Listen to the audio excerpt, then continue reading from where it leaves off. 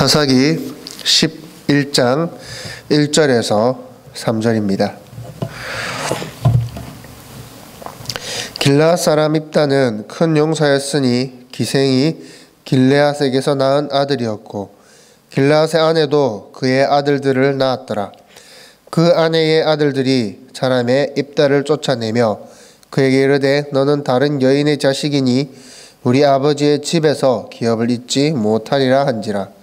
이에 입다가 그의 형제들을 피하여 돕 땅에 거류하매 잡류가 그에게로 모여와서 그와 함께 출입하였더라. 아멘.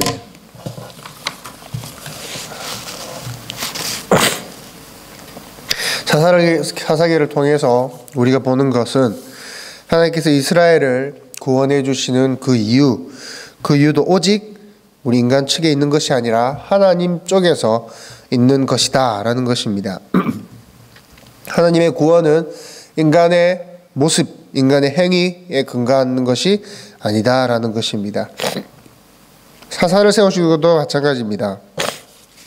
사사도 때로는 그들의 자신이 그들의 유익을 위해서 많이 결혼을 하기도 하고 첩을 많이 두기도 하고 또 자녀들을 정략 결혼시키기도 하면서 또 성읍들을 차지하기도 했습니다. 그러나 그들의 됨됨이 그들의 모습을 뛰어넘어서 각양각색의 사람을 하나님께서 사용하고 계신다라는 것을 성경은 보여주고 있습니다. 우리도 마찬가지입니다. 우리도 교회 안에서 어떤 특별한 자들, 어떤 거룩한, 어떤 성화된 그러한 사람들만 하나님께서 쓰시는 것이 아니라 여러 사람들을, 각양각색의 사람들을 각자의 위치에서 사용하고 계신다라는 것을 우리는 배울 수 있습니다. 그저 우리는 하나님 손에 탁 붙들어진, 하나님 손에 지어진 막대기와 같다. 막대기의 모습으로 우리는 쓰임받게 되는 것입니다. 오늘 본문의 입다는 예수 그리스도를 모형하는 인물입니다. 예수 그리스도께서는 우리를 구원하시기 위해 이 땅에 오셨습니다. 우리의 모든 죄를 사하시고 우리를 죽음에서 사망에서 건지시기 위해 이 땅에 오셨습니다. 그러나 세상은 그를 어떻게 했습니까? 멸시하고 쫓아내었습니다. 결국 예수 그리스도를 십자가에 못 박기까지 했다라는 것입니다.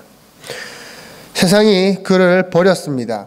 세상이 그를 쫓아내었습니다. 그러나 그는 우리의 머릿돌이 되셔서 우리를 구원하셨다라는 것입니다. 사도행전 4장 11절입니다. 이 예수는 너희 건축자들의 버린 돌로서 집 모퉁이에 머릿돌이 되었느니라. 버린 돌로서 머릿돌이 되었다라는 것입니다. 입다 이야기도 비슷합니다. 입다도 가족으로부터 버림을 받게 됩니다. 그러나 그 버림받은 입다가 다시 돌아와서 이스라엘을 구원하는 내용입니다. 다시 돌아와 구원자로 쓰임받게 되는 것입니다. 입다는 예수 그리스도의 삶을 예표하고 있는 것이죠. 11장 2절에 보면 길르앗의 아내도 그의 아들들을 낳았더라. 그 아내의 아들들이 자라매 입다를 쫓아내며 그에게 이르되 너는 다른 여인의 자식이니. 여기서 말한 다른의 의미는 입다가 정실 부인에서 난 자가 아니다 라는 뜻입니다. 그러한 아들을 우리는 사생자라고 부릅니다. 신명기에는 사생자는 이스라엘의 총회에 들어올 수가 없다라고 얘기를 합니다. 들어올 수도 없고 당연히 리더가 될 수도 없겠죠. 그러나 이스라엘 총회에도 들지 못한 이 사생자가 어떻게 됩니까? 결국 이스라엘 안으로 들어와서 이스라엘을 구원하게 된다라는 것입니다. 기드온도 마찬가지입니다. 입다도 마찬가지입니다. 삼손도 마찬가지입니다. 사사들은 모두 다 예수 그리스도를 상징을 합니다. 예수 그리스도를 모형을 하고 있습니다. 그리고 동시에 그들은 타락한 죄된 모습을 통해서 죄인된 인간의 대표의 모습까지 같이 보여주고 있다라는 것입니다. 입다도 예수 그리스도를 모형으로 합니다. 그러나 결국에 예수 그리스도를 메시아로 나타냄과 동시에 왕이 되고 싶어서 안달이 난 그러한 죄인된 인간을 상징하는 이중적인 의미로 입다도 결국엔 쓰임받게 됩니다. 3절에 보면 입다와 함께하는 자들이 나옵니다. 입다와 함께 암몬이라는 그 대적과 싸우는 자들이 어떠한 자들인지 볼 수가 있습니다.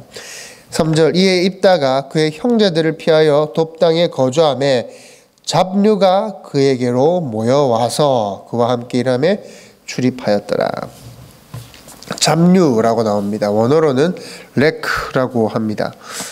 영어로는 empty, 빈, worthless, 가치가 없는로 해석을 할 수가 있을 것입니다. 좀 더 다르게 설명하자면 완전히 비워진 자다라는 것입니다. 가치 없는 자다라는 것입니다. 성경에는 잡류라고 표현을 해서 마치 건달이나 불량배 같은 자들이다라는 그러한 어조로 설명되는 것 같지만 또 다르게 보면 원어를 보면 자신을 내려놓은 자, 자신을 비운 자로 해석할 수 있을 것입니다. 자, 입다가 메시아를 예수 그리스도를 예표하고 있다면 그 메시아를 따르는 우리의 모습이 어떠해야 할까요? 여전히 자아가 살아서 내 안에 내가 살아서 자신을 주장하고 자존심을 앞세우면서 세상 것들로 하여금 내 안을 채우는 그러한 자여야 할까요? 하나님의 뜻에 순종할 의지 없이 자기 안에 자신이 가득한 내 안에 내가 왕으로 자리 잡고 있는 그러한 자가 예수님을 따를 수 있을까요? 아니면 우리 삶 가운데서 오랜 고난과 풍파와 고통으로 인해서 결국에 하나님 저 자신은 아무것도 아닙니다. 저는 아무런 가치 없는 자입니다. 저는 벌레 같은 자입니다. 저는 하나님의 종입니다. 라고 하면서 자신을 완전히 비우고 자신의 안을 완전히 비우고 하나님 앞에 바싹 엎드린 자입니까? 우리는 하나님을 따르는 자들입니다. 제자들입니다. 또한 그리스도인입니다. 그러한 삶을 살아가기 위해서 우리의 예수 그리스도를 따르는 삶을 살기 위해서는 반드시 우리 안에는 비워진 삶을 살아야 한다라는 것입니다. 자신의 죄됨과 우리 안의 죄됨과 우리의 가치 없음을 우리는 깨달아야 하는 것입니다.